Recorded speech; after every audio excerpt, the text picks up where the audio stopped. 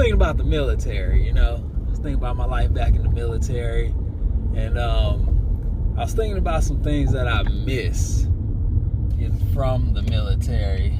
I know when some people get out, they may miss having certain types of benefits or things like that, or maybe having certain being able to travel, things of that nature. But what I mainly miss about the military is giving people the gospel, man. Not to say that I don't give the gospel to people outside of the military, because I definitely do, So that's not a question at all. But I think it's just like a unique nature when it comes to the military, because it's just different, man. It's different from just like, a regular day type of thing. So, the scenarios and situations that you can get in when you're in the military are just much different. And because of that, your situations and your moments that you have to give the gospel become so much more different, and it's just so much more intricate, and even in some cases so much more personal as well. Man, I miss that so much. There's been something, man, like day one coming into the military, being at boot camp. It was that whole time there, man, like, and here's the thing, like, I can never run from giving the gospel. The Lord always makes it to where I have no choice but to speak about his goodness to somebody. And I mean, that's exactly what happened in the military. Like, it was a few people that I would be talking to about the Lord and about Jesus Christ, just different things that God represents, and things of that nature. And even, there was this one guy, I don't know if he watches these videos, but this one guy, called him my little brother in basic training. 17-year-old kid, I think. So, I was just, telling him about different things of the Lord, and purity, things of that nature. Other people, I was dorm chief, so I was over everybody, so I'd have to talk to everybody. And so that's what I did.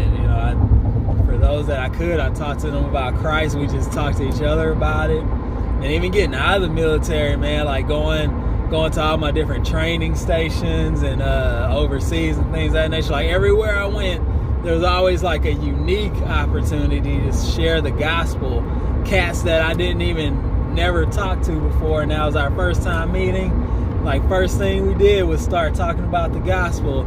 I remember this one guy, in fact, when I was going to getting on the bus to basic training, I heard him say something to somebody, and it was just a quick phrase that he said, that immediately made me know, like, okay, this dude, he might know the Lord.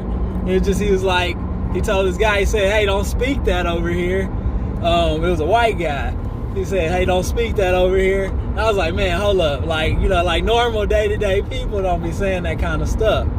So sure enough, my whole time in basic training, I was there for 6 months. Me and him, we go church together, do Bible study together. There were some other cats that I would talk to. I ran some Bible study in basic training. Then our second station, there was people there too that I would just talk to about God. It was this one dude I remember in particular, last name Pillsbury. Not gonna say the first, but you know who he is. Man, I used to love talking to him about God, man, because he had kind of like a zeal too. I hope he still got it. But me and him would talk about God and everything like that, and about family. I hated playing basketball against him because he was like way more athletic than me, and he almost dunked on people at times. So but he was cool though, and I love talking to gospel. When I got to Korea, man, got to worship with Korean people, You know, like it was like a joint service type of thing, worshiping with them, and so we'd be singing gospel songs in English and in Korean.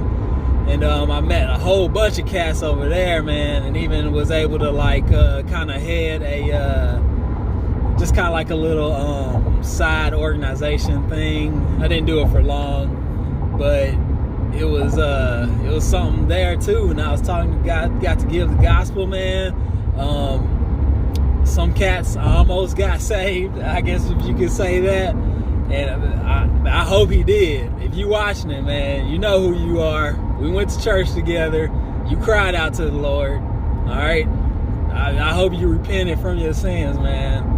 'Cause I love you, man. I love you like a brother. You know who you are in Korea. Okay. Talked to you in your dorm room for like a good 30 minutes before me and you both went to church. So don't play.